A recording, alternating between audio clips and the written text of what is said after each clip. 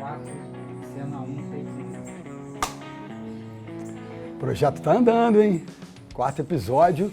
E antes da gente partir para o conteúdo propriamente dito, dar aquela força, né, galera? Se inscrever no canal, compartilhar nosso conteúdo, fazer os comentários, críticas construtivas, com respeito até críticas não tão construtivas, podem ser feitas também. Compartilha para os amigos fissurados no surf, vai lá, ativa o sininho, né? Coloca todo esse contexto aí para o nosso conteúdo chegar mais longe, para a gente construir essa via de mão dupla também no debate aqui no Surfografia. E a gente vai crescendo de uma forma orgânica também com a contribuição de vocês. Ó, aqui no nosso estúdio, aqui do Surfografia, a gente tem aqui a natureza se relacionando com a gente. Já teve por aqui uma revoada de maritaca, os saguizinhos estavam por aqui também, então isso é Rio de Janeiro, meu amigo. Bora falar de tudo que aconteceu em El Salvador?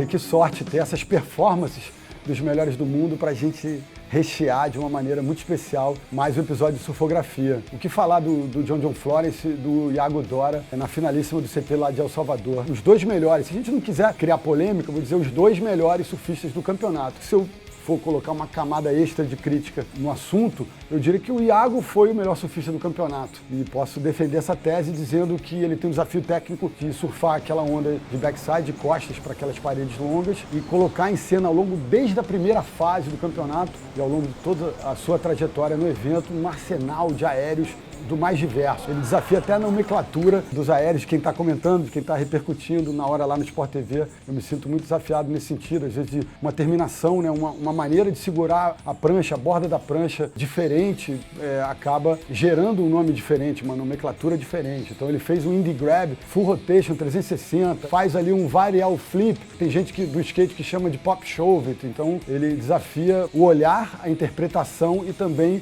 o rótulo dessas manobras, né? E o John também foi soberbo durante todo o campeonato. Ele faz o que vários brasileiros dessa geração Tempestade fazem, que é executar manobras super difíceis, técnicas, sofisticadas ali na mecânica, né? De uma maneira muito simples, muito fácil, aparentemente fácil. E o John, eu coloco um valor extra de como ele tem ficado mais forte, mais pesado, no bom sentido, em cima da prancha. Ele tem aquela suavidade, aqueles movimentos de um bailarino sobre as ondas, mas gerando uma atração, conduzindo a prancha dele, aqueles movimentos super suaves com um peso extra. Isso tem um impacto no leque que ele gera, navega em cima das ondas com suavidade, mas com peso. Isso é muito especial. O Iago acho que traz outras questões para essa técnica refinada, que é um pouco mais leveza e um pouco mais ainda de criatividade. O John para nota 10, fez aquele alley-oop gigantesco e depois, né, fatiou a onda com um surf de borda. E o Iago traz essa questão, acho que mais técnica, mais refinada do skate park líquido, né, do cara que é lá de verdade do RTMF, do Rio Tavares, motherfucker, amigo do Pedro Barros. Ele respira esse ambiente multicultural em que o surf se alimenta do skate e vice-versa. Então, eu acho que o Iago tem essa sofisticação, mas tem a leveza. O John tem essa criatividade, mas também com peso. Então, para não criar polêmica, foram os dois melhores surfistas do campeonato, mas ainda acho que o Iago está uma camadinha à frente.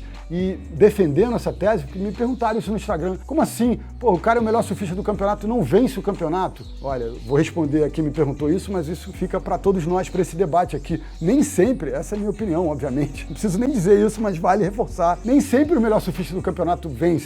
Isso serve para a história do circuito mundial como um todo. Quando a gente vai, né, se debruçar diante dos fatos de uma maneira mais profunda, analisando tudo que aconteceu, às vezes um cara vem quebrando o campeonato inteiro desde a primeira fase, chega na semi, por alguma contingência ele acaba perdendo. Acontece com dois surfistas que vieram de uma forma mais competitiva, mais regular. Um vence, o outro é vice-campeão. Então, é isso que eu digo, nem sempre o melhor vence, mas o campeão está lá, registrado como o vencedor. Mas o bacana é que tanto o John quanto o Iago nos proporcionaram um espetáculo de altíssimo nível, né? Foi eletrizante. Eu acho que o Iago traz essa questão do surf de backside muito especial. Me remeto ao que o Gabriel Medina fez em 2019 lá em Jeffreys Bay. Até o Gabriel vencer em Jeffreys Bay, a gente passou ali quase 2 décadas sem um Goofy Footer vencer a prova nos expressos gelados da África do Sul. O Gabriel restabeleceu uma maneira de atacar a onda de Jeffreys Bay, o que o Iago fez agora de uma maneira muito poderosa em El El Salvador. Esses caras marcam com as performances deles um novo capítulo da história. Voltei para 2019 e olha como é bacana, como é forte essa apresentação do Iago no campeonato inteiro. Eu me remeto ao Gabriel, que venceu o JB em 2019, e volto 2 anos antes para falar do Felipe Toledo. Em 2017, em Jeffreys Bay, ele redefiniu o que é possível se fazer lá em Jeffreys no sentido da alta performance, principalmente com aquele 10,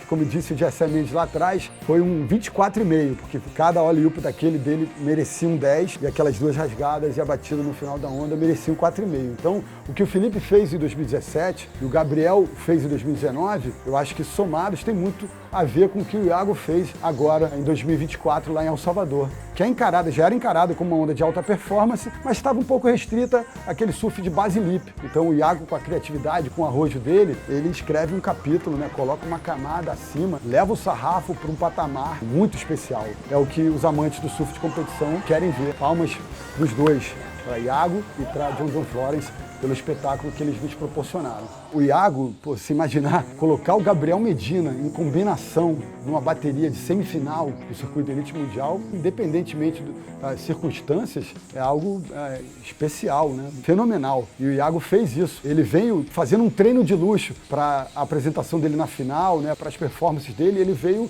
não escalando, porque na verdade ele já começou lá de trás, colocando o arsenal de aéreos dele no jogo. Então ele se divertiu de verdade. Eu acho que ele surfou da forma que ele surfa e vem surfando na última década. A gente tem que lembrar que o Iago, antes de entrar para o Tour, ele era identificado como um free surfer, como um cara, como um acrobata, como um artista das ondas. Ele consegue colocar todo esse arsenal nas competições. Em El Salvador ele fez isso, ele se divertiu dentro d'água, como se ele estivesse lá no Riozinho Tavares, treinando em casa com a galera lá do RTMF. Eu acho que o Gabriel teve um desafio no homem a homem contra o Iago, que é colocar os aéreos em cena que ele não tinha colocado. O Gabriel surfou muito bem, poderoso, como sempre, mas na base ali daquele ataque um pouco mais tradicional, com força, com precisão, mas rasgadas, batidas, floaters. Ele sabia disso, o Iago desafiou, e quando ele saiu da água no momento, eu acho que nas quartas de final, ele falou, olha, o Iago para mim é o melhor goofy. Eu acho que ele está até colocando, ó, depois de mim ele é o melhor goofy. O Gabriel sabia que estava diante de um cara que ele teria que agregar o arsenal de aéreos. Então, como ele não treinou tanto, e até me disseram que nos treinos por lá também ele não estava ali com uma porcentagem de acerto tão grande como é de costume dele, acho que ele acabou sofrendo com o Iago nesse sentido. O Iago estava voltando de tudo que ele fazia, fazendo coisas ultra técnicas, né? Colocar, assim, seja a nomenclatura que vocês quiserem, pop shove ou varial, numa bateria de circuito mundial, é coisa raríssima, né? De rotação completa de backside, segurando de indie grab, também. A gente não vê isso toda hora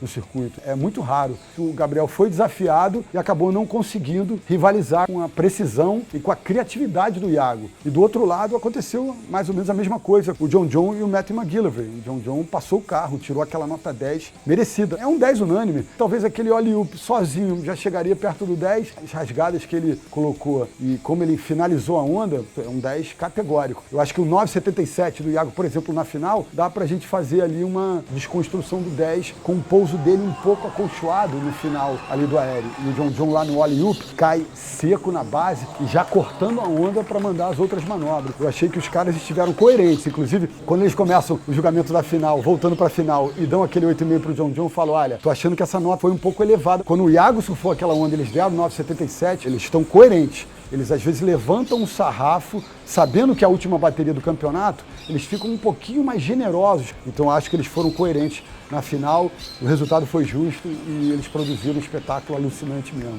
E além da performance alucinante do Iago, a gente tem nessa etapa de El Salvador mais um capítulo da ascensão dos brasileiros depois do corte, cara. 5 etapas da elite mundial e a gente não viu nenhum brasileiro fazer final. Depois das 5 etapas, nenhum brasileiro aparecia nem entre os 15 melhores. E agora, depois apenas de 2 etapas pós-corte, ou seja, a 6ª no Tahiti e a 7ª em El Salvador, nosso trio goofy na batalha masculina, Ítalo, Gabriel e Iago, a galera pegou um elevador supersônico, é impressionante, né? O que um campeonato, depois do outro, não pode produzir nessa virada de chave. Os 3 já estão entre os 10 melhores e olhando ali o top 5 de perto, ameaçando a galera que tá ali, né? O John, com o título, ele garante a participação no Finals e ele colocou quase 11 mil pontos de vantagem para o segundo colocado agora, que é o Jack Robinson. Mas a diferença de pontos entre o segundo colocado, que é o Jack, para o último do nosso trio, que é o Iago, que agora é o 8º colocado colocado, cara, ela é de menos de 10 mil pontos. A luta ali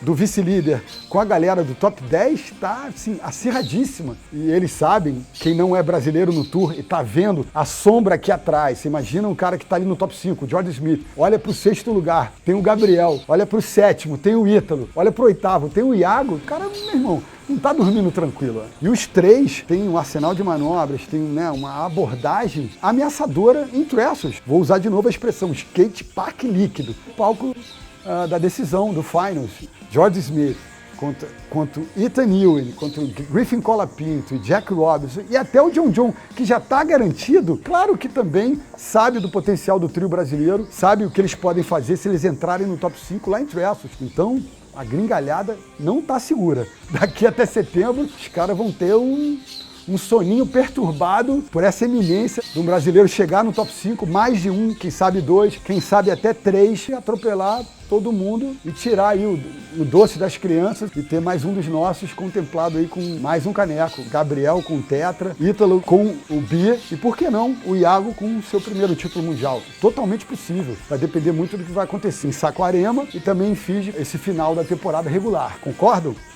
Solta aí o verbo nos comentários, é importante entender a opinião de vocês e a gente faz o debate. Eu estou tentando responder a galera na medida do possível, pessoalmente, todos os comentários. Então tem essa via de mão dupla que vai ser sempre respeitada e exercida por aqui, beleza? Agora, se o trio brasileiro na batalha masculina está ascendendo, a Tati caiu uma posição depois de El Salvador, diferente do masculino para o feminino, porque como é um grupo menor, tá rolando uma concentração de pontos bem maior. Isso é bom para quem está entre as top 5, que o jogo fica mais próximo, mas como a Tati caiu da 7ª posição para o 8º lugar, depois de El Salvador ela foi superada pela Betty Lou Sakura Johnson, a Gabriela Bryan aparece agora em 6º lugar, a Betty Lou em 7º e a Tati em 8º. Então, ela tem um desafio que é agora mais severo para Saquarema e para Fiji. Não dá para pensar em quartas de final. Logo na primeira fase da batalha feminina pós-corte, vai direto para as quartas. Então, quartas parece um resultado sólido, mas não é mais. Então, ela tem que pensar em semifinal, vice-campeonato. O melhor é título, porque aí sim, 10 mil pontos podem projetar ela lá em Saquarema, por exemplo, se ela ganhar, pode ascender ao top 5. Para, mais uma vez, como fez lá em 2021, estar na disputa pelo título mundial. Então, ela tem esse desafio. A Caitlin Simmers está na liderança, mas as outras integrantes do top 5 estão enxergando esse fenômeno californiano de perto. Uma coisa interessante sobre El Salvador, né, nesse contexto feminino, que a Caroline Marks, que no ano passado ela meio ascende para o top 5 a partir da segunda metade da temporada, ela vence em El Salvador, agora ela conquista o bicampeonato. Então a galerinha que está ali no top 5 deve estar entendendo, os técnicos devem estar falando para as meninas muito sobre isso, que a Caroline Marks ela é muito consistente, é muito competente. Então ela bicampeã em El Salvador, solidifica o posicionamento dela dentro do top 5 e ela é a defensora do título mundial. Então tá no jogo aí uma menina que já sabe o caminho daquelas pedras. E falando em pedras, é interessante, porque lá em El Salvador tem aquelas pedras, né, que em inglês os caras falam cobblestone, pedras redondas de rocha vulcânica, que são escorregadias pra caramba. Então, a galera até falou na transmissão internacional, eles cronometraram cerca de 3 minutos na dança das pedras pra galera sair ali da estrutura do evento até a água. Então, esse caminho das pedras, seja em El Salvador, seja em Trestles, a Caroline conhece, rumo ao título. Eu acho até que essas meninas do top 5 têm um frescor, têm recursos mais contemporâneos que trazem para o jogo uma coisa que me agrada muito, que são abordagens modernas. Eu acho a Caroline muito competente, muito consistente, mas para mim falta para ela um tempero a mais. Eu acho ela muito regular e às vezes um pouco mecânica demais, um pouco burocrática, embora seja muito competente, como eu falei. Mas aqui, entre nós, eu gostaria de ver uma figura nova conquistando o título mundial. Claro que torço pela Tati, mas se não for a Tati, gostaria de ver uma Molly, uma Caitlin, uma Betty Lou, uma Gabriela Bryan chegar e conquistar esse título mundial no feminino pela primeira vez. Nessa revolução feminina que eu tanto falo, traria um pouquinho mais de frescor, de novidade para esse contexto. E agora você, meu amigo, minha amiga, que ficou até o final, obrigado. Eu sei que eu trago muito conteúdo e a galera faz uma edição super dinâmica, rica pra caramba.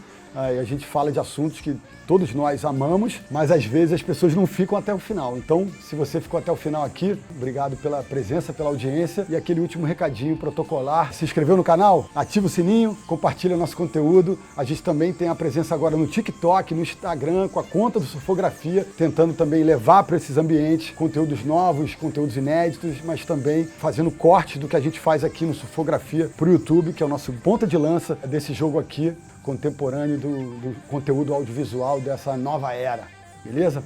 Até já, que vem a Saquarema.